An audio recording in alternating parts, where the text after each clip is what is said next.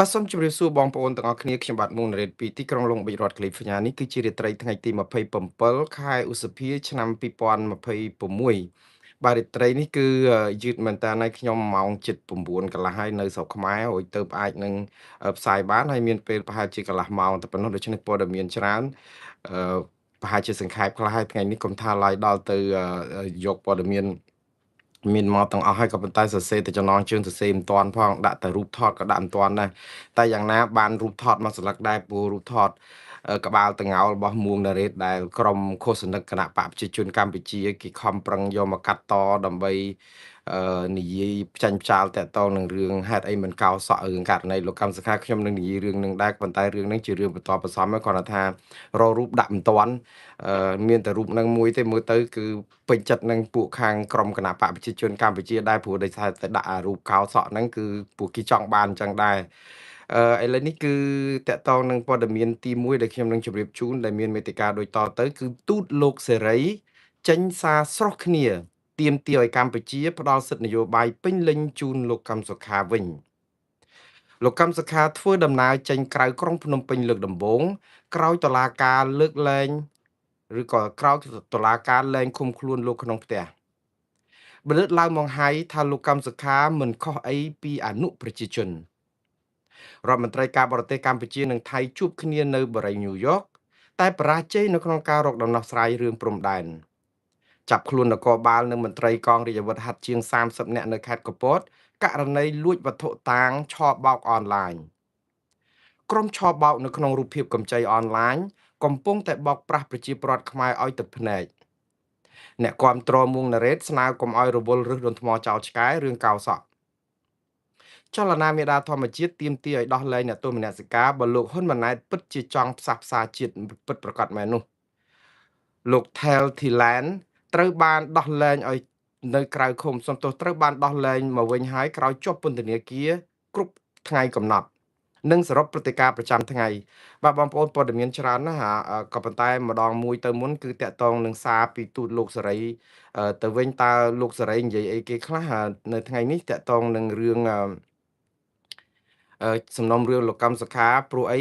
យើងឃើញលោកសេរីដូចជាប្រយ័ត្នប្រយែងមិនឃើញចេញសេចក្តីថ្លែងការណ៍អីច្រើនភ្លាមៗទេតែពេលនេះគឺសេចក្តីថ្លែងការណ៍បានធ្លាក់មកជាហូរហែហើយគឺមានសេចក្តីថ្លែងការណ៍ពីទូតអូស្ត្រាលីពីទូតអាល្លឺម៉ង់ពីទូតអង់គ្លេសពីទូតបារាំងក្រសួងអឺរ៉ុបយ៉ាងហោចណាស់ក៏មានប្រទេសធំ5នេះដែរអត់តែទូតអាមេរិកនៅឡើយទេហើយខ្ញុំនឹងពន្យល់ថាហេតុអីបានជាអត់ទាន់មានសេចក្តីថ្លែងសារពីទូតអាមេរិកនៅឡើយនោះតែឥឡូវយើងមើលសេចក្តីថ្លែងការណ៍របស់ទូតទាំងអស់នេះរួមគ្នាតើគាត់ចង់បានអីហើយគាត់សាទរករណីដោះលែងលោកកម្មសុខាដោយផ្នែកនេះដោយរបៀបណាហើយការប្រើពាក្យពេចន៍របស់សាររបស់ស្ថានទូតទាំងអស់នេះគឺបង្កប់ន័យអ្វីខ្លះបាទខ្ញុំនឹងជម្រាបជូនម្ដងមួយហើយសង្ខេបអត្ថន័យរួមនៃការដែលទូតទាំងអស់នេះគេចេញសារតែមែនតើទៅខ្ញុំនឹងអានខ្លឹមសាររបស់ទូតទាំងអស់នេះគ្រាន់តែថាសង្ខេបទាំងទូតអូស្ត្រាលីទាំងទូតអង់គ្លេសទូតអាល្លឺម៉ង់អទូតបារាំងហើយនឹងក្រសួងអឺរ៉ុបសារទាំងអស់នេះគឺមានខ្លឹមសារតែមួយដូចគ្នាចង់និយាយថាក្នុងន័យរួមដូចគ្នាគឺចង់ឃើញរដ្ឋាភិបាលកម្ពុជាស្ដារឬក៏ប្រគល់សិទ្ធិសេរីភាពផ្នែកនយោបាយពេញលេញឲ្យលោកកឹមសុខាវិញដើម្បីបើកលំហប្រជាធិបតេយ្យសេរីពហុបកដើម្បីនីតិរដ្ឋនៅកម្ពុជាអញ្ចឹងន័យគឺសរុបមកគឺត្រឹមប៉ុណ្ណឹងបានន័យថាម៉េចបានន័យថាទូតទាំងអស់នេះដែលជាទូតប្រទេសប្រចាំលោកដែលជាដៃគូអឺអភិវឌ្ឍផងដែលជាម្ចាស់ជំនួយប្រទេសកម្ពុជាផងដែលប្រទេសខ្លះជាហត្ថលេខីនៃកិច្ចព្រមព្រៀងសន្តិភាពទីក្រុងប៉ារីផងគឺសុទ្ធតែនិយាយរំលឹកកម្ពុជាតាក់ទងនឹងបញ្ហាសិទ្ធិមនុស្សប្រជាធិបតេយ្យសិទ្ធិនយោបាយសិទ្ធិពលរដ្ឋអីចឹងដូច្នេះតែជារួមអឺទូតទាំងអស់នេះមែនតែនទៅស្វាគមន៍ដែរទេមិនមែនមិនស្វាគមន៍ទេដូចទូតអូស្ត្រាលីអីគឺអឺគេសាររបស់គាត់ថាការលើកលែងទោសរបស់លោកកម្មសុខានេះការលើកលែងទោសលោកកម្មសុខានេះគឺជាការបោះជំហានទៅមុខដ៏មានអត្ថន័យមួយសម្រាប់លោកកម្មសុខា និងសម្រាប់ជាតិទាំងមូលយើងសូមស្វាគមន៍ចំពោះការវិវត្តជាវិជ្ជមានបន្ថែមទៀតអញ្ចឹងបានន័យថាចាត់ទុកថាការដោះលែងលោកកឹមសុខាជាការបោះជំហានជាវិជ្ជមានមួយទៅហើយប៉ុន្តែទាមទារឬក៏ស្វាគមន៍ឲ្យមានការវិវត្តវិជ្ជមានបន្ថែមទៀតពាក់ព័ន្ធនឹងករណីសំណុំរឿងលោកកឹមសុខានេះដោយស្ទូតអូស្ត្រាលីលើកទឹកចិត្តឲ្យកម្ពុជាបើកផ្លូវឲ្យមានការចូលរួមនៅក្នុងឆាកនយោបាយពិតប្រាកដបាទពាក្យនេះគឺបានន័យថាចូលរួមនៅក្នុងជីវភាពនយោបាយពេញលេញពិតប្រាកដហើយត្រៀមខ្លួនគឺអូស្ត្រាលីគេត្រៀមខ្លួនរួចជាស្រេចក្នុងការជួយគាំទ្រកម្ពុជាឲ្យសម្រេចនៅគោលដៅនេះបានអញ្ចឹងបានន័យថាបើយើងស្ដារសិទ្ធិមនុស្សនិងប្រជាធិបតេយ្យអូស្ត្រាលីមិនរួញរានៅក្នុងការជួយកម្ពុជាទេភាសារឿងចង់ជួយអីដើម្បីស្ដារសិទ្ធិមនុស្សនិងប្រជាធិបតេយ្យអីហ្នឹងគេនិយាយរហូតក៏ប៉ុន្តែកម្ពុជាហ្នឹងគឺលឹបលអញ្ចឹងទៅបាទនេះគឺជាសាររបស់ទូតអូស្ត្រាលីចុះទូតដទៃទៀតហ្នឹងគឺគេនិយាយយ៉ាងដូចម្ដេចទៅវិញបងប្អូនថ្ងៃនេះគឺរៀងរដេកដប់តិចហើយព្រោះដោយសារអីបញ្ហាបច្ចេកទេសម៉ាស៊ីន printer របស់ខ្ញុំព្រឹកនេះដូចជាដំណើរការរៀងល្អាល់អួលបន្តិចមិនដឹងមកពីបញ្ហាអីទេឥឡូវនេះបងប្អូនបានស្ដាប់សារពីទូតអាមេរិកសំទោសទូតអូស្ត្រាលីហើយចុះក្រសួងអឺរ៉ុបនិងការបរទេសបារាំងវិញមិនវិញក្រសួងការបរទេសសំទោសក្រសួងអឺរ៉ុបនិងការបរទេសបារាំងឯនោះវិញរំលឹកកម្ពុជារឿងការបដិញ្ញាចិត្តរបស់ខ្លួនចំពោះនីតិរដ្ឋនិងសេរីភាពនយោបាយពហុបកនៅកម្ពុជាគេនិយាយតែពីសិទ្ធិសេរីភាពនយោបាយនិងពហុបកសេចក្តីថ្លែងការណ៍របស់ក្រសួងអឺរ៉ុបនិងការបរទេសបារាំងនេះគឺចាត់ទុកថាការផ្ដល់ការលើកលែងទោសមួយផ្នែកអញ្ចឹងបារាំងនិងអឺរ៉ុបគឺចាត់ទុកថាការលើកលែងទោសលោកកឹមសុខានេះគឺគ្រាន់តែជាមួយផ្នែកទេបានន័យថាគាត់ចាត់ទុកលោកកឹមសុខាគឺជាអ្នកការពារសិទ្ធិមនុស្សអញ្ចឹងការដែលលើកលែងទោសមួយផ្នែកកាលពីថ្ងៃទី27សារគាត់ចេញថ្ងៃទី27នេះគេដាក់ថាប្រទេសបារាំងនិយាយទៅសរុបជាមួយនឹងសហគមន៍អឺរ៉ុបផងដែរហ្នឹងគឺស្វាគមន៍ឬក៏គោរពចំពោះការផ្ដល់ការលើកលែងទោសមួយផ្នែកជូនដល់លោកកឹមសុខាដែលជាអ្នកការពារសិទ្ធិមនុស្សនិងជាអិសរាជជននយោបាយនៃគណៈបកប្រឆាំងជុំវិញទោសពន្ធនាគាររយៈពេល7ឆ្នាំរបស់លោកប្រទេសបារាំងសូមរំលឹកឡើងវិញអំពីការបដិញ្ញាចិត្តរបស់ខ្លួនចំពោះនីតិរដ្ឋនិងពហុបកប្រជាធិបតេយ្យទាំងនៅប្រទេសកម្ពុជានិងនៅទូទាំងពិភពលោកអញ្ចឹងឃើញហើយបងប្អូនគោរពការសម្រេចរបស់កម្ពុជាព្រោះជារដ្ឋអធិបតេយ្យក៏ប៉ុន្តែក្នុងពេលជាមួយគ្នាហ្នឹងរំលឹកកម្ពុជាថាបារាំងឬក៏សហគមន៍អឺរ៉ុបហ្នឹងគឺគេចង់ឃើញកម្ពុជាមាននីតិរដ្ឋមានការគោរពសិទ្ធិមនុស្សជាធិបតេយ្យពហុបកអីអញ្ចឹងឲ្យពេញលេញអីអញ្ចឹងទៅអញ្ចឹងនេះនឹងបានន័យថាម៉េចសហគមន៍អឺរ៉ុបនិងប្រទេសបារាំងក៏យល់ស្របគ្នាថាការដោះលែងលោកកម្មសុខាគ្រាន់តែឲ្យរួចចេញពីជាប់គុកនៅពន្ធនាគារនៅក្នុងផ្ទះហ្នឹងមិនគ្រប់គ្រាន់ទេគឺនៅមានសេរីភាពផ្នែកនយោបាយដើម្បីស្ដារនីតិរដ្ឋនីតិអីហ្នឹងគឺវាជារឿងមួយសំខាន់ធំមួយទៀតអីចឹងទៅប៉ុន្តែថានេះគឺជាចំណុចវិជ្ជមានដែរអាហ្នឹងសម្រាប់ទូតបារាំងក្រសួងបារាំងនិងអឺរ៉ុបចុះដតីទៀតគឺស្ថាប័នដតីទៀតចុះអូស្ត្រាលីសំទោសចក្រភពអង់គ្លេសឯនោះវិញគឺគាត់ថាយ៉ាងម៉េចនេះគឺជាសាររបស់ខាងចក្រភពអង់គ្លេសតាមពិតបើយើងមើលសាររបស់ចក្រភពអង់គ្លេសក៏នៅតែគិតអំពីបញ្ហារឿងប្រជាធិបតេយ្យរឿងអីពហុបកហ្នឹងដូចតែគ្នាសេរីភាពនយោបាយរបស់មេបកប្រឆាំងនេះដែរបាទអញ្ចឹងខ្ញុំនឹងមិនអានឲ្យអស់ទេគឺខាងទូតអាល្លឺម៉ង់ហ្នឹងក៏ដូចគ្នាដែរគឺជារួមគឺគេគិតថាវាជាជំហានវិជ្ជមានមែនហើយក៏ប៉ុន្តែរឿងដែលសំខាន់គឺរឿងលោកកម្មសខាអត់ទាន់មានសេរីភាពនយោបាយឡើងវិញទេគឺមានតែសេរីភាពផ្នែករាងកាយតែនៅជីវភាពនយោបាយរបស់គាត់នៅជាប់គុកនៅឡើយនេះគឺសង្ខេបប៉ុណ្ណឹងបងប្អូនបាទឥឡូវព័ត៌មានបន្ទាប់ទៅទៀតគឺតកតងនឹងរឿងទី2គឺលោកកម្មសុខាបានធ្វើដំណើរចេញទៅក្រៅភ្នំពេញជាលើកដំបូងក្រោយតុលាការលែងឃុំខ្លួនលោកក្នុងផ្ទះបាទថ្ងៃនេះយើងឃើញសារពីបណ្ដាញសង្គមរបស់សហមេធាវីរបស់លោកកម្មសុខាដូចជាលោកផែងហេងនិងលោកច័ន្ទជេនដែលជាសហការីជិតស្និទ្ធរបស់លោកកម្មសុខាហ្នឹងក៏បានបង្ហោះសារព្រមគ្នាជាមួយនឹងរូបថតច្រើនសន្លឹកដែលលោកកម្មសុខាក្នុងសម្លៀកបំពាក់ខោអាចារ្យសំទោសអាវអាចារ្យហើយនឹងខោខ្មៅអីហ្នឹងចុះទៅជួប ឬក៏ទៅកន្លែងភូមិកំណើតឬក៏កន្លែងកកប់សពឬក៏បញ្ចុះធាតុរបស់ឪពុកម្ដាយសាច់ញាតិរបស់ពួកគាត់បងប្អូនរបស់ពួកគាត់ដែលដូចថាមិនដែលបានចេញក្រៅក្រុងយូរឆ្នាំដែរហើយដូច្នេះនៅក្នុងនេះបើតាមសាររបស់លោកច័ន្ទជេនដែលគាត់បង្ហោះនៅលើ Facebook របស់លោកពីប្រទេសអូស្ត្រាលីមកលោកបង្ហោះខ្លឹមសារដូច្នេះគាត់ថាខ្ញុំមានកិត្តិយសដ៏ខ្ពង់ខ្ពស់សូមជម្រាបជូនសាធារណជនមេត្តាជ្រាបថាអញ្ចេះបន្ទាប់ពីមានសិទ្ធិសេរីភាពធ្វើដំណើរក្នុងព្រះរាជាណាចក្រកម្ពុជារួចមកអាដាមកំសុខាក្នុងរយៈពេលដំបូងនេះគាត់សូមរក្សាភាពស្ងប់ស្ងាត់បាទដោយសារគាត់ផ្ដោតអាទិភាពទៅលើការមើលថែម្ដាយគាត់ដែលចាស់ជរាណាស់ទៅហើយកំពុងមានជំងឺធ្ងន់ផងម្យ៉ាងទៀតគាត់នឹងទៅបួសសងគុណម្ដាយមួយរយៈពេលខ្លីតែមិនមែនសាងភ្នោះរហូតមួយជីវិតទេនៅក្នុងថ្ងៃនេះដែរគឺជាថ្ងៃចេញដំណើរលើកដំបូងទៅកាន់ខេត្តដែលនៅក្រៅទីក្រុងភ្នំពេញលោកកឹមសុខាបានធ្វើដំណើរទៅដល់ទឹកដីភូមិកំណើតរបស់គាត់នៅឯភូមិតាពាំងតាគៀតឃុំឧត្តមសុរិយាស្រុកត្រាំកក់ខេត្តតាកែវនៅទីនោះគាត់ក៏បានទៅដល់ទីតាំងដែលគាត់និងគ្រួសារបានមករស់នៅក្នុងសម័យរបបខ្មែរក្រហមឆ្នាំ1975និងជាទីកន្លែងដែលពួកខ្មែរក្រហមចងឬក៏ចាប់ចងយកឪពុកគាត់ទៅវាយនឹងត្បូងចប់សម្លាប់យ៉ាងឃោរឃៅបន្ទាប់មកនៅថ្ងៃនេះគឺនៅក្នុងភូមិនេះដែរគាត់ក៏បានទៅគោរពធ្នូសពជីដូនអឺរបស់ឪពុកគឺម្ដាយរបស់ឪពុកលោកកឹមសុខាគឺលោកយាយប្រាក់ភិននិងគោរពធ្នូសពជីដូនខាងម្ដាយរបស់លោកកឹមសុខាគឺលោកយាយឈុនសួនហើយនៅក្នុងថ្ងៃដដែលនេះគឺគាត់ក៏បានត្រឡប់ទៅមើលថែម្ដាយគាត់នៅភ្នំពេញវិញបាទនេះគឺជាសាររបស់លោកសហការីរបស់លោកកឹមសុខាដែលធ្លាប់ជាសហមេធាវីលោកកឹមសុខាគឺលោកច័ន្ទជេនឯលោកផែងហេងឯណោះវិញក៏សរសេរសារមិនខុសគ្នាដែរ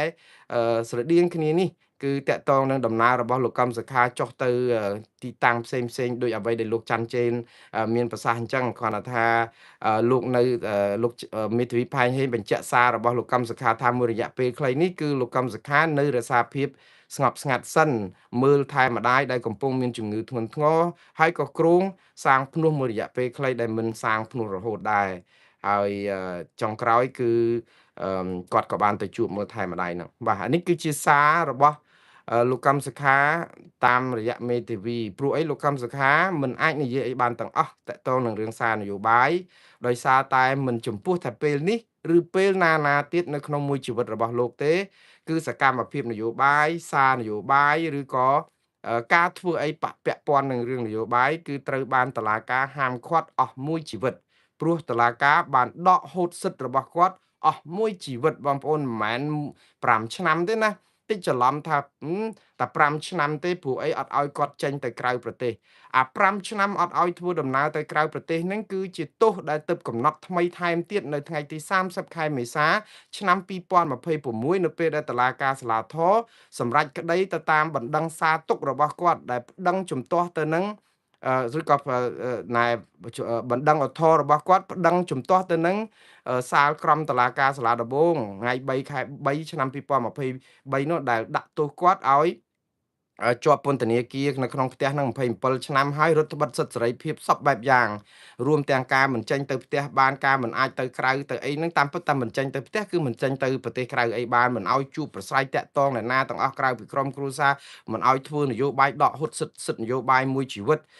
មិនអាចឆ្លើយឆ្លងគ្នាតាមទូរស័ព្ទទូរសារឬស្អីចឹងហើយត្រូវឲ្យមានសន្តិសុខយាមកាមនៅផ្ទះគាត់នឹង24ម៉ោងអញ្ចឹងប៉ុន្តែឥឡូវបំរាមហ្នឹងគឺនៅពេលថ្ងៃ30ហ្នឹងគេថែម5ឆ្នាំទៀតគឺអត់ឲ្យធ្វើដំណើរទៅប្រទេសក្រៅបងប្អូនមានចាំទេកាលនឹងខ្ញុំឆ្ងល់មែនតើឆ្ងល់ថាចុះហេតុអីបានជាលោកកឹមសុខាជាប់គុកនៅក្នុងផ្ទះអត់ឲ្យចេញទៅណាតែបែរទៅជាហាមមិនឲ្យទៅប្រទេសក្រៅ5ឆ្នាំទៀតចុះបើអត់ឲ្យចេញពីផ្ទះផងចាំបាច់ហាមទៅដល់ចេញប្រទេសក្រៅទៀតបើចេញតែពីផ្ទះនៅក្នុងប្រទេសខ្មែរចេញអត់បានផងហេតុអីបានជាដាក់5ឆ្នាំថែមទៀតនៅថ្ងៃទី30ខែមេសាឆ្នាំ2026នេះគឺជាចេតនានៅក្នុងការត្រួសត្រាយផ្លូវដើម្បីឲ្យគាត់ចេញក្រៅគុកមែនក៏ប៉ុន្តែនៅពេលដែលផុតពីអាទោសនៅជាប់នៅក្នុងគុកនៅក្នុងផ្ទះហ្នឹងគឺអត់ឲ្យធ្វើដំណើរទៅក្រៅប្រទេសអញ្ចឹងជាការរៀបចំឈុតឆាករបស់រដ្ឋាភិបាលហើយនឹងឬក៏តុលាការហ្នឹងហើយរួចទៅហើយថាបើមានការលើកលែងទោសណាមួយឲ្យគាត់មិននៅក្នុងផ្ទះមែនតែ ព្រោះកាលមុនបើនៅក្នុងផ្ទះវាដឹងមែនតើតែនៅក្នុងផ្ទះចេញអត់បានផងចឹងចេញទៅណាបានអញ្ចឹងដាក់អា5ឆ្នាំហ្នឹងសគួរទុកឲ្យហើយនៅពេលដែលមានការលើកលែងទោសឲ្យចេញពីក្នុងផ្ទះបានគឺអត់អាចចេញពីចេញក្រៅប្រទេសខ្មែរបានអីចឹងទៅដូច្នេះរៀបចំជើងព្រួលនឹងមួយនៅក្នុងការរឹតបន្តឹងសិទ្ធិសេរីភាពលោកកឹមសុខាមិនឲ្យដើរហើរទៅរកគៀករកម្ចាស់ជំនួយឬក៏ជួបសហគមន៍ខ្មែរនៅក្រៅប្រទេសដើម្បីគាំទ្រនយោបាយអីគាត់ដល់ពេលបិទអារឿង5ឆ្នាំហ្នឹងហេតុអីបាន5ឆ្នាំបងប្អូនអាចសួរឆ្ងល់ចឹងហេតុអីបាន5ឆ្នាំហេតុអីបានហាមឃាត់សិទ្ធិនយោបាយរបស់លោកកឹមសុខារឿងសំខាន់តែមួយទេគឺរឿងខ្លាចលោកកឹមសុខាមានសិទ្ធិធ្វើនយោបាយវិញទៅគឺខ្លាចលោកកឹមសុខាផ្ដាល់ក្តីសង្ឃឹមឲ្យគណៈបកនយោបាយដូចជាក្រមគណៈបកសិទ្ធិមនុស្សនៅកម្ពុជាដែលចិញ្ចឹមចិត្តនៅដូចថាប្រកាត់ភ្លើងហឹមហ្នឹងដើម្បីបន្តជីវភាពនយោបាយហើយសង្ឃឹមថាលោកកឹមសុខាចេញមកនឹងដឹកនាំបកឬក៏ធ្វើនយោបាយអីទៅជោគជ្រកច្រកឬក៏ដង្ហែតាមលោកកឹមសុខាដើម្បីឈ្នះឆ្នោតអីទៀតចឹងទៅនេះគឺជាក្តីសង្ឃឹមពួកគាត់តាប៉ុន្តែគណៈបកប្រជាជនដឹងហើយថាលោកសំរងស៊ីអត់អាចចូលស្រុកខ្មែរបានទេដូច្នេះលោកសំរងស៊ីមិនអាចចូលមកធ្វើនយោបាយអីបានអញ្ចឹងមានតែលោកកឹមសុខានឹងឯងបើសិនជាបដ ாய் ឲ្យគាត់ធ្វើនយោបាយកម្ពុជានឹងបាត់ឱកាសនិយាយទៅគឺគណៈបកប្រជាជនកម្ពុជានឹងបាត់ឱកាសសម្រាប់ការដែលអាចនឹងបើលោកកឹមសុខាទៅកាន់គណៈបកនយោបាយណាមួយយើងអត់មានអីភ្ញាក់ផ្អើលទេបើទោះបីមានតែមេក្រូមួយភ្លោកអាលុតផងភ្លឺផងអីហ្នឹងដាក់អាគុយមួយអីហ្នឹងក៏នឹងឈ្នះឆ្នោតដែរគឺជាស្វ័យប្រវត្តិព្រោះមនុស្សឈឺចាប់នឹងការធ្វើទុកបុកម្នេញរបស់គណៈបកប្រជាជនកម្ពុជាទៅលើ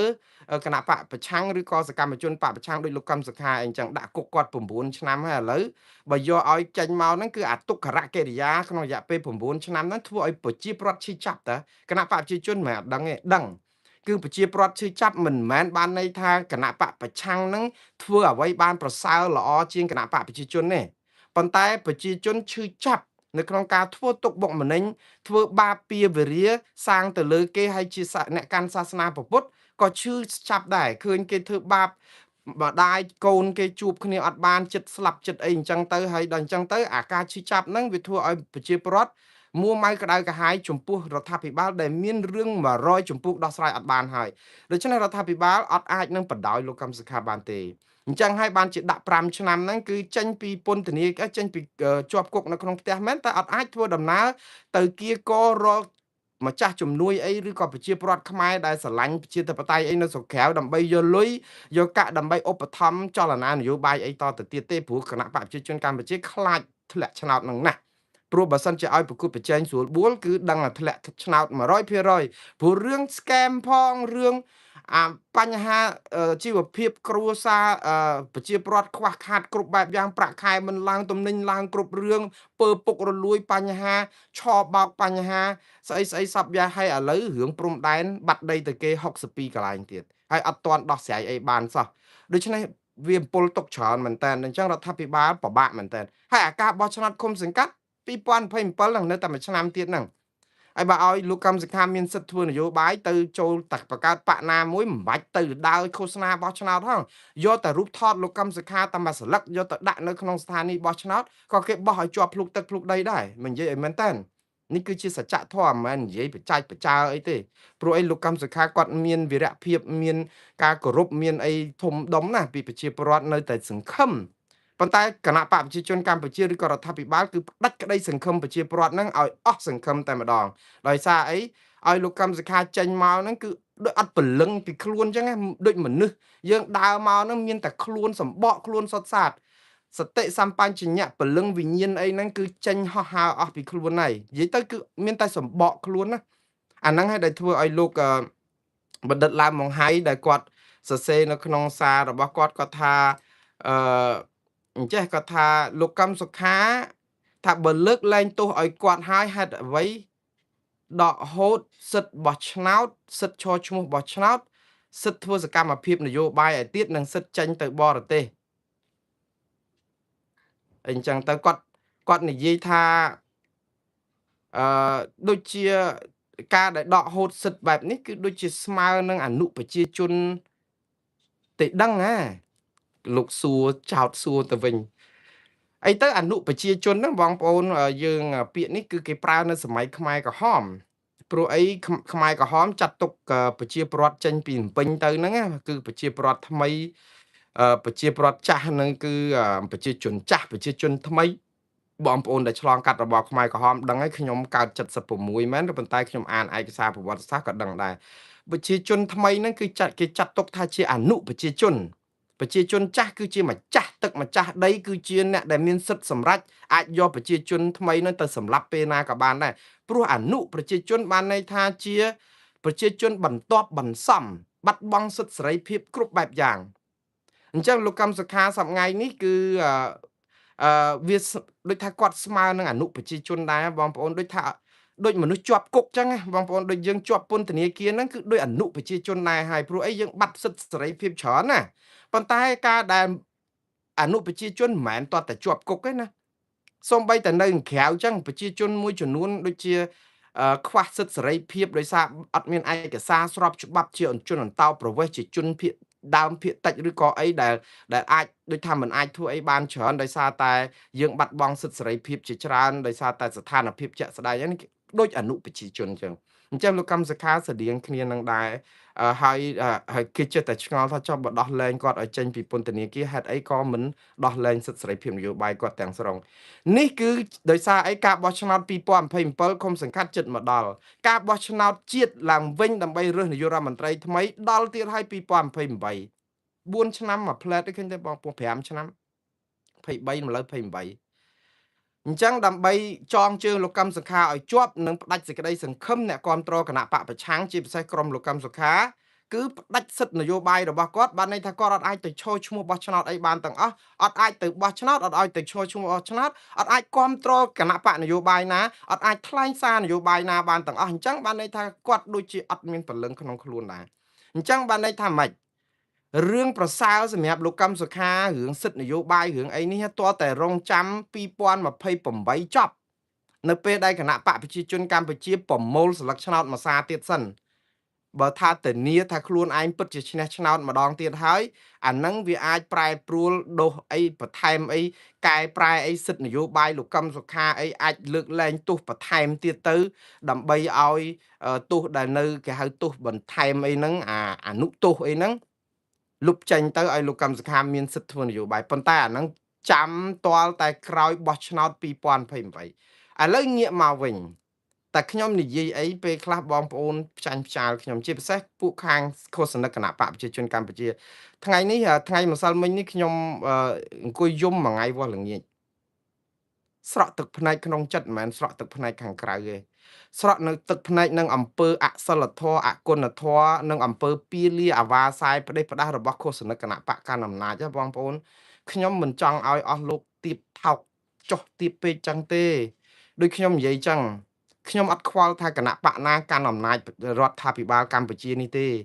គណៈបកប្រឆាំងគណៈបកប្រជាជនកម្ពុជាតកូលហ៊ុនតកូលសុកតកូលទាតកូលកឹមតកូលរងតកូលមេឃតកូលថាច់តកូលសឿនតកូលអីក៏ដោយ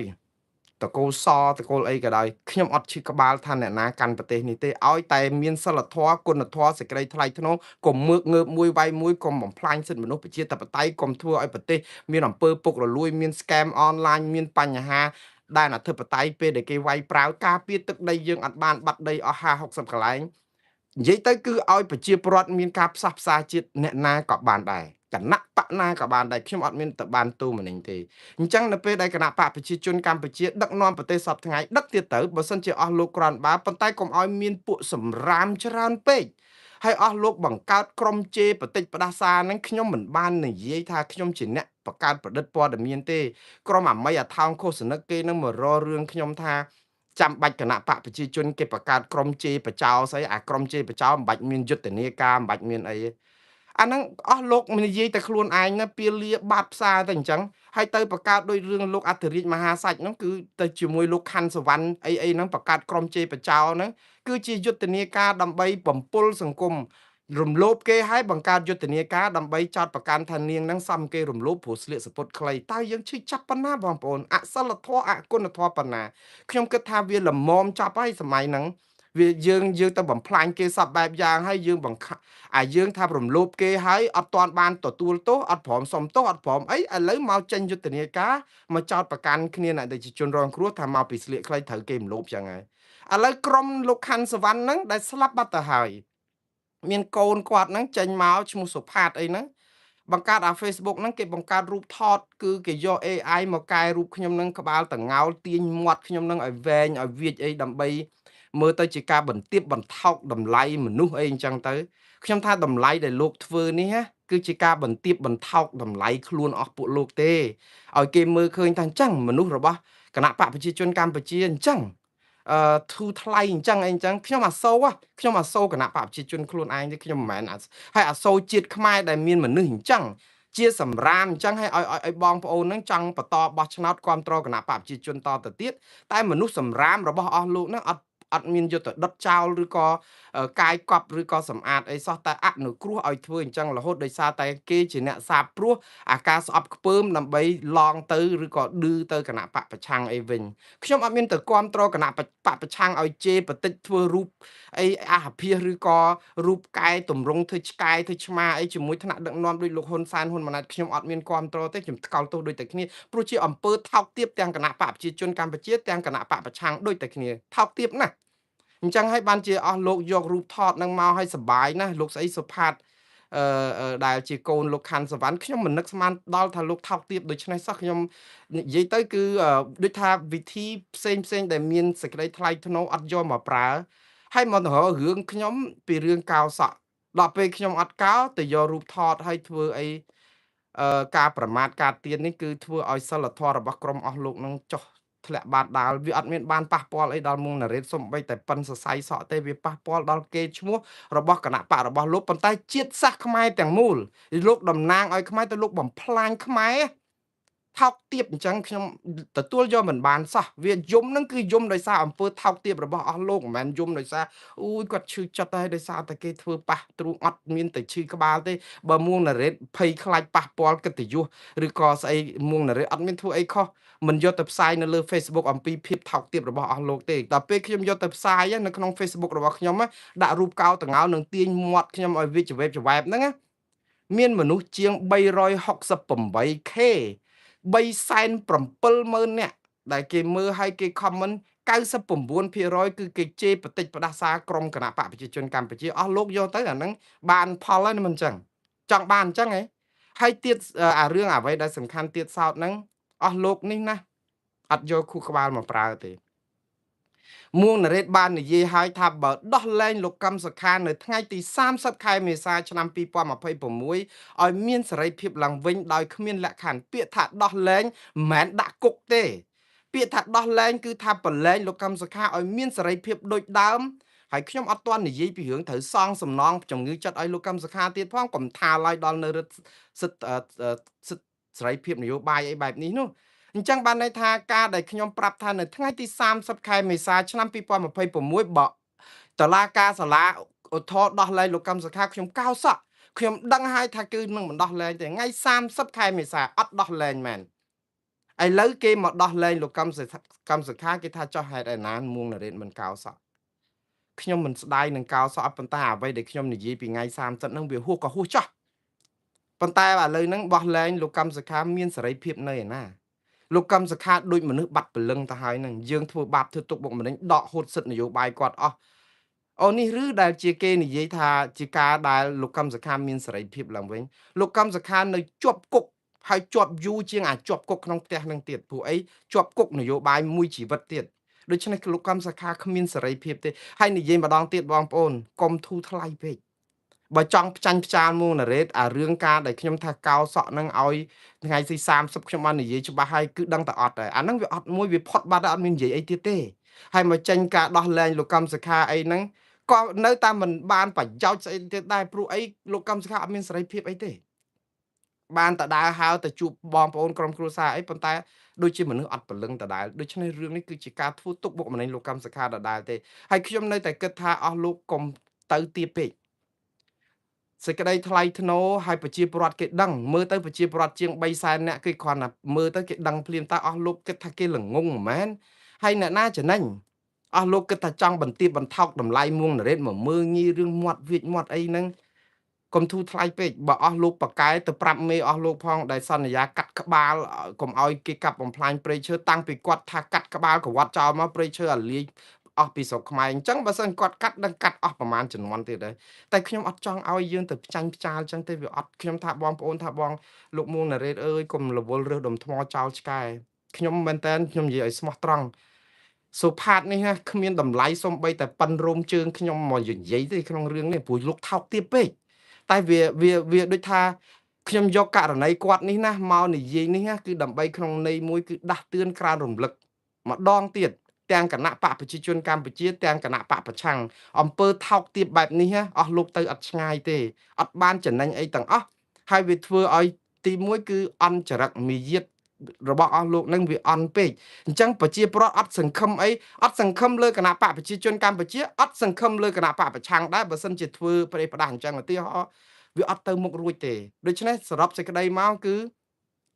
លោកត្រូវតែប្រកាន់សច្ចយុត្តិធម៌ហើយកុំមករករឿងមួងណារ៉េតអីវាអត់មានឈ្នះអីនឹងរឿងកោសក់ឥឡូវបើអស់លោកដោះលែងលោកកឹមសុខាទៅឲ្យអស់មានសិទ្ធិសេរីភាពនយោបាយឡើងវិញណាខ្ញុំកោសក់ឲ្យមើលតោះហើយខ្ញុំអត់មានទៅយកភ្នាល់ដូចខ្ញុំនិយាយចឹងសក់ខ្ញុំអត់ស្មើនឹងរោមសរសៃរោមជើងរបស់លោកកម្មសខាទេគណូបការៈរបស់គាត់សម្រាប់ជាតិនេះធំណាស់ខ្ញុំមិនចង់យកអំពើភ្នាល់អំពើស្អីនេះយកមកខ្ញុំគ្រាន់តែចង់និយាយថាខ្ញុំស្គាល់កាយៅគណៈបកប្រជាជនកម្ពុជាដូចដើរស្រាតចឹងហើយខ្ញុំគ្រាន់តែនិយាយប៉ុណ្្នឹងឲ្យអស់លោកដឹងគ្រាន់តែមិនដឹងថាមានពាក្យអីដើម្បីនិយាយឲ្យអស់លោកជឿគឺនិយាយដូចជារឿងកោសក់ប៉ុន្តែកោសក់នឹងមានបញ្ហាខ្ញុំកោតែមួយអាទិត្យពីអាទិត្យសក់ដោះមកវិញតើវាបានអីប្រយោជន៍អីសម្រាប់អស់លោកវាអត់មានបានប្រយោជន៍អីទេវាគ្រាន់តែខ្ញុំចង់ប្រាប់ថាវាអស់លោកអត់កែតែប៉ុណ្្នឹងឯងអស់លោកធ្វើអញ្ចឹងធ្វើបាបគេអញ្ចឹងវាអត់ទៅមុខរួចទេខ្ញុំគ្រាន់តែចង់និយាយសារហ្នឹងក៏គ្រាន់ចង់ប្រាប់អស់លោកថាខ្ញុំមិនដឹងទៅប្រាប់អីទៀតទៅអំពីចរិតរបស់អស់លោកឥឡូវបញ្ជាក់បង្ហាញឃើញច្បាស់អញ្ចឹងអត់ដោះលែងគាត់ឲ្យមានសេរីភាពធ្វើនយោបាយដោះលែងធ្វើដូចបោកសហគមន៍អន្តរជាតិឲ្យជឿថាអូធូឥឡូវសហគមន៍អន្តរជាតិមានណាស្គាល់សាទរយើងគេចេញមកគេថាដោះលែងដោយពាក់កណ្ដាលឬក៏ដោយផ្នែកអញ្ចឹងឥឡូវគេទាមទារឲ្យស្ដារសិទ្ធិមនុស្សនិងប្រជាធិបតេយ្យដដែលហ្នឹងហើយបើសហរដ្ឋអាមេរិកអត់ទាន់មានចេញសារអីសោះមិនដឹងថាហើយខ្ញុំអត់មានឆ្ងល់ទេបើអាមេរិកចេញមកហ្នឹងគឺទាមទារឲ្យផ្ដល់សិទ្ធិសេរីភាពឲ្យលោកកឹមសុខាពេញលេញវិញឲ្យខាងតបាឲ្យទម្លាក់ចោលបទចោលទាំងអស់តាក់ទងជាមួយនឹងការចោទប្រកាន់ប៉ុន្តែអាការទម្លាក់ចោលបទចោទហ្នឹងវាយឺតពេលហើយព្រោះដោយសារអីលោកកឹមសុខាមិនប្តឹងសាល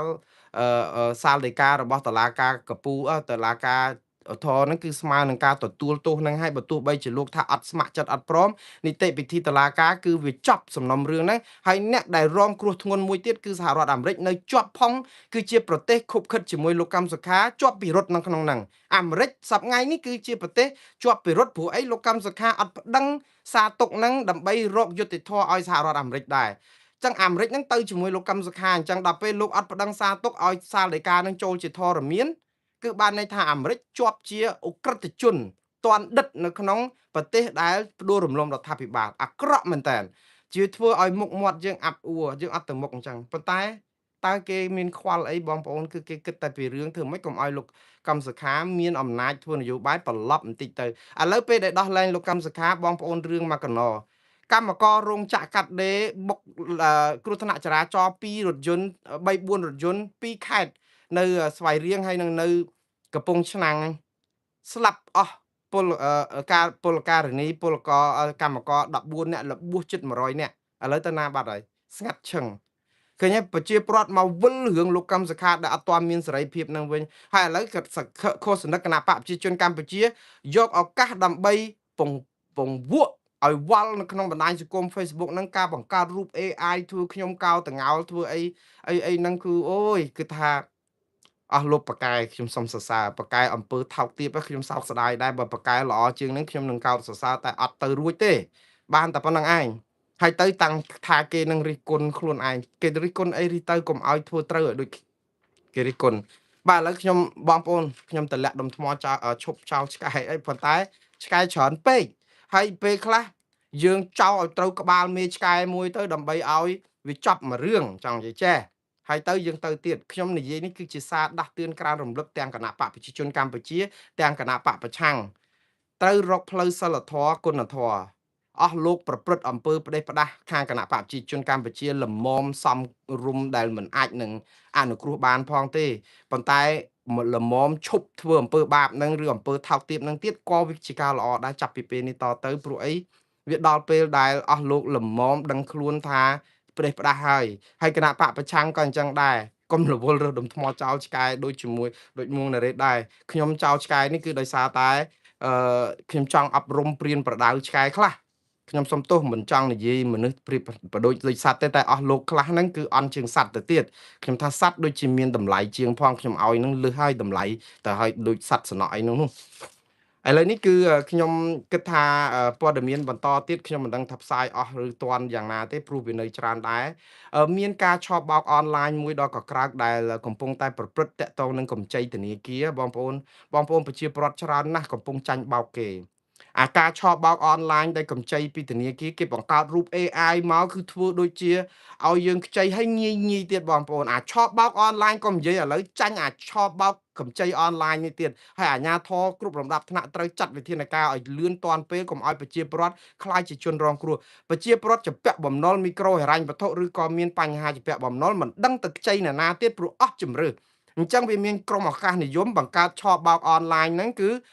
ឬក៏កម្ចីអនឡាញហ្នឹងគឺចាប់ផ្ដើមថាខ្ចីទៅស្រួលទេអត់អីទេដំបូងបង់$100ថ្លៃនេះទឹកតែកាហ្វេក្រោយមកដាក់200តម្កល់ក្រោយមកដាក់300ទៀតដើម្បីបំពេញឯកសារនេះក្រោយមកត្រូវរលុយប៉ុណ្ណេះហើយគ្នាចេះតែដាក់មកដើម្បីយកនឹងទៅបោះបំណុលដោះការប្រាក់ណាដែលធ្ងន់ជាងនឹងចឹងទៅគឺអត់មានជំរឿហើយផុងខ្លួន300 200 400 600យូរដល់2 3000អ្នកខ្លះចាញ់បោកគេដល់$2400អត់បានលុយមកវិញកំពុងតែជពាក់គេរុំសួតចាញ់បោកអញ្ចឹងទៀតដោយសារគេយល់លេសថាអីអញ្ចេះអញ្ចឹងទៅបាក់ឯកសារអញ្ចឹងអាជ្ញាធរបើឮព័ត៌មាននេះត្រូវចាត់វិធានការឲ្យតាមទាន់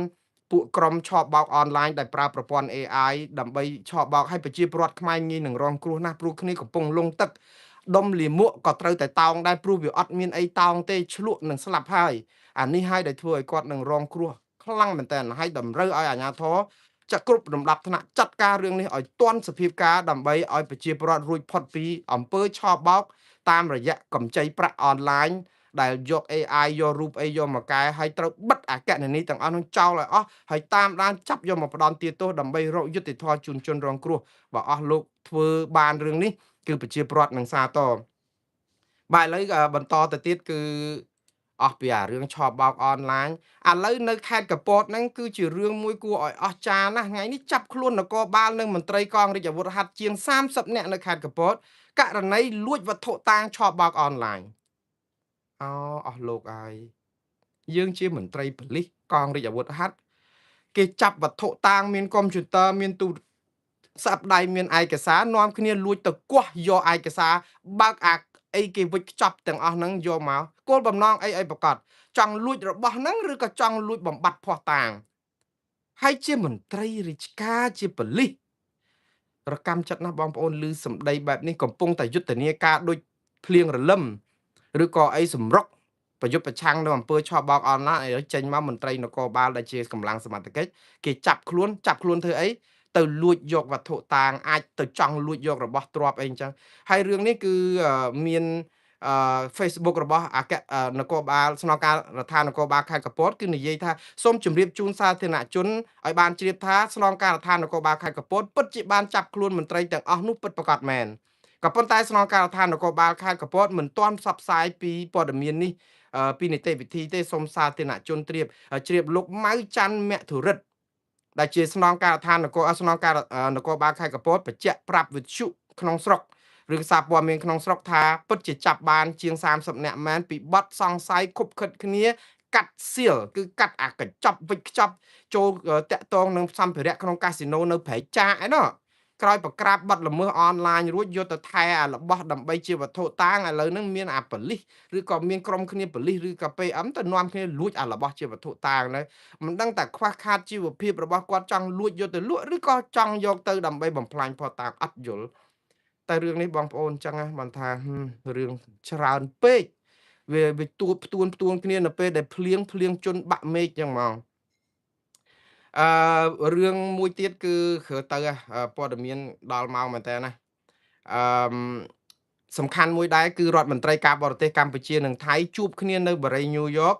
ប៉ុន្តែបរាជ័យក្នុងការរកដំណោះស្រាយពីរឿងបញ្ហាព្រំដែនស៊ីហសៈភួងកេតកែវដែលជារដ្ឋមន្ត្រីក្រសួងការបរទេសថៃនិងលោកប្រាក់សុខុនដែលជារដ្ឋមន្ត្រីក្រសួងការបរទេសកម្ពុជាជួបគ្នានៅបារីញូវយ៉កទៅប្រជុំនៅក្នុងក្រុមប្រឹក្សាសន្តិសុខអង្គការសហប្រជាជាតិនឹងត្រូវបានលោកវ៉ាងយីរដ្ឋមន្ត្រីការបរទេសចិនគេនាំគ្នាបបួលគ្នាឲ្យពីរភាគីមកនិយាយសារសងគ្នាដើម្បីរកដំណោះស្រាយលទ្ធផលគឺគ្រាន់តែឡើងមកនិយាយការពារបញ្ហារៀងខ្លួនអត់បានរកដំណោះស្រាយអីទាំងអស់ព្រោះកម្ពុជាលើកឡើងអំពីបញ្ហាដែលតកតងនឹងថាអង្គការសហប្រជាជាតិត្រូវតែដើរតួមានសារៈសំខាន់នៅក្នុងការដោះស្រាយបញ្ហាកម្ពុជាត្រូវដោះស្រាយតាមនីតិវិធីការទូតផ្សះផ្សាគ្នានឹងផ្លូវអន្តរជាតិហើយមិនត្រូវការយកកម្លាំងប្រដាប់អាវុធឬក៏យកអាទីតាំងដែលប្រមូលបានហ្នឹងគឺកែទៅជាកន្លែងស្របច្បាប់លក្ខណៈកម្ពុជាមិនទទួលស្គាល់ព្រំដែនកែប្រែតែខាងលោកសៀស័កភួងកេតកែគាត់មកនិយាយមកវិញថាគេក៏គេថាកម្ពុជាដើរហួសពីអ្វីដែលអាចចរចាទ្វេភាគីហើយព្រោះអីពេលដែលកម្ពុជាប្រាប់ថៃពមៀនថានឹងប្រើយន្តការនៅរឿងច្បាប់សមុទ្រនោះUNCLOS នោះថាយើងនឹងប្រើវិធានការផ្សះផ្សាដោយបង្ខំអញ្ចឹងថៃគេថាបើចង់ឲ្យចរចាទ្វេភាគីប៉ុន្តែថៃខ្លួនឯងនឹងបំផ្លាញអាយន្តការចរចាទ្វេភាគីឥឡូវ20ខ្លាចកម្ពុជានិយាយរឿងបញ្ជូនរឿងទៅតុលាការអន្តរជាតិចឹងឃើញថៃខ្លាចណាស់តុលាការអន្តរជាតិហ្នឹងខ្លាចណាស់អាយន្តការអន្តរជាតិហ្នឹងប៉ុន្តែរឿងសមុទ្រយើងពុំមានគេទៅប្តឹងគេឬក៏ទៅយកយន្តការអន្តរជាតិយកមកប្រើចាប់បខំឯណាតទៅពេលអារឿងព្រំដែនដីខ្មែរដែលថៃយក60កន្លែងជាងអត់ប្តឹងទៅតុលាការយុត្តិធម៌អន្តរជាតិព្រមទាំងអន្តរជាតិកញ្ញាញ់ខួរកន្លែងហ្នឹងប៉ុន្តែឥឡូវជជែកគ្នាវាអត់ត្រូវទេព្រោះលោកពួកសៀស័កភួងកេតកែនៅតែនិយាយថាថៃអត់បានរឹបអូសដែនអធិបតេយ្យរបស់កម្ពុជាមួយដុំណាទេនិយាយចឹងហ្មងនៅដីយកដីខ្មែរអស់50 60 ឡានគេថាអាហ្នឹងដីគេយកទៅវិញដោយសារតែពីមុនគេយកអត់បានយើងទន្ទ្រានឆ្លៀនពៀនដីគេឥឡូវគេយកទៅបានហើយមានកិច្ចព្រមព្រៀងជាមួយគ្នាព្រមឲ្យគេយកទៀតនេះថៃគេយកអញ្ចឹងហើយយើងចាំមើលទៅជជែកគ្នាស្លាប់ខ្លួនក៏អត់បានប្រយោជន៍ដែរព្រោះភាគីយកត្រូវរៀងខ្លួនអត់ព្រមប្តឹងទៅអាជ្ញាកណ្ដាលតុលាការយុត្តិធម៌អន្តរជាតិព្រមទាំងអន្តរជាតិបាទឥឡូវរឿងដែលយើងជួចចាត់បែបហ្នឹងចលនាមេដាធម្មជាតិគ្នានោះកំពុងតែល្វីងមុខរឿងសកម្មជនគ្នាអត់ព្រមដោះលែងទាំង5នាក់ឥឡូវហ្នឹងគាត់កំពុងតែធ្វើយុទ្ធនាការទៀមទាផ្ចាញ់មិនមែនថាផ្ចាញ់ទេគឺដូចថាស្នើឲ្យលោកហ៊ុនម៉ាណែតហ្នឹងដែលបើសិនជាថ្លែងសារម្ដងណាក៏ផ្សះផ្សាជាតិបង្រួបបង្រួមជាតិស្អីគិតឲ្យខ្មែរកំបែកបាក់ចុះឥឡូវអ្នកទោសមនសិការនេះ4 5នាក់ហ្នឹង5នាក់នេះហេតុអីក៏មិនដោះលែងចលនាមេដាធម្មជាតិសួរឲ្យយកសាររបស់លោកហ៊ុនម៉ាណែតតែនិយាយថាអូអាហ្នឹងផ្សះផ្សាជាតិចុះបើផ្សះផ្សាជាតិហើយក៏មិនដោះលែងពួកគាត់អីចឹងទៅបាទនេះគឺជាការធ្វើការតស៊ូមតិយូរហើយពួកគាត់ជាប់គុកយូរឆ្នាំហើយដូច្នេះលំមសំរុំដែរប៉ុន្តែលោកThel Thailand ឯណោះដែលជាសកម្មជនព្រំដែនរឿងនិយាយពីបញ្ហាអន្តោប្រវេសន៍យួននៅកម្ពុជាអីហ្នឹងជាប់គុក2លើកហើយហ្នឹងឥឡូវលើកនេះជាប់គុកជាង1ឆ្នាំត្រូវបានតុលាការដោះលែងឲ្យនៅក្រៅដោះលែងឲ្យមានសេរីភាពហើយបងប្អូនដោះលែងនេះមិនមែនការអនុគ្រោះពន្ធឬក៏បរិយាទានទោសអីលើកលែងទោសអីទេគឺលោកជាប់គុកគ្រប់ថ្ងៃហ្មងអញ្ចឹងលោកThel Thailand ហ្នឹងគឺមែនតើទៅគឺជាប់គុក8 10ខែទៅ22ខែណោះបទញុះញង់បង្កឲ្យមានភាពវឹកវរដល់សន្តិសុខសង្គមពាក់ព័ន្ធនឹងរិះគន់គម្រោងអភិវឌ្ឍត្រីកោណមាស CLV ដូចគ្នាជាមួយនឹងលោកស្រុនស្រនសុភាហើយនឹងសានសិទ្ធអីដែរបាទប៉ុន្តែឥឡូវនេះគឺគាត់បានចេញពីពន្ធនាគារមកវិញហើយប៉ុន្តែជួយត្រេកអរដែលបានចេញពីពន្ធនាគារប៉ុន្តែមិនមែនអរគុណរដ្ឋាភិបាលដែលបានលើកលែងទោសគាត់ទេគឺជាប់ដល់ថ្ងៃគ្រប់កំណត់ទេបាទឥឡូវនេះគឺព័ត៌មានបន្តទៅទៀតគឺតាក់ទងនឹងរឿងចាប់អូខេឥឡូវដូចជាអស់ដែរហើយបងប្អូនខ្ញុំនៅសល់ព័ត៌មាន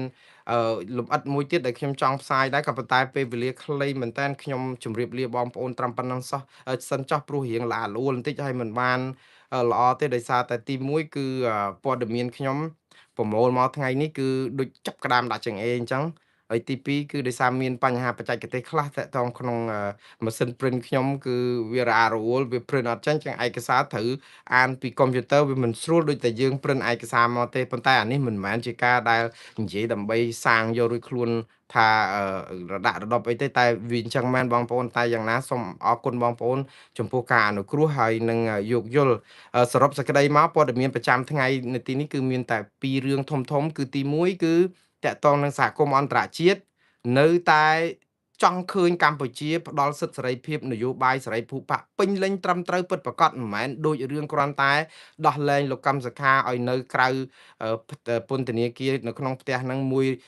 ផ្នែកអញ្ចឹងទេគឺស្ដារសិទ្ធិមនុស្សប្រជាធិបតេយ្យឡើងវិញហើយផ្ដល់សិទ្ធិសេរីភាពឲ្យមានសេរីពហុបកដើម្បីឲ្យមេបកប្រឆាំងនេះបានចូលធ្វើនយោបាយអីវិញប៉ុន្តែអានេះគ្រាន់តែជាសារដាស់តឿនតែប៉ុណ្្នឹងទេបើសួរថាកម្ពុជាធ្វើតាមអត់ដូចខ្ញុំនិយាយចឹងគឺទាល់តែក្រោយបោះឆ្នោតឆ្នាំ2028ពេលដែលគណៈបកប្រជាជនកម្ពុជាប្រកាសថាឈ្នះឆ្នោតម្ដងទៀតសិនបាទហើយខ្ញុំមានព័ត៌មានមួយតាក់ទងនឹងសម្ពាធរបស់អន្តរជាតិទៅលើកម្ពុជារឿងបញ្ហាឆបោកអនឡាញរឿងបញ្ហា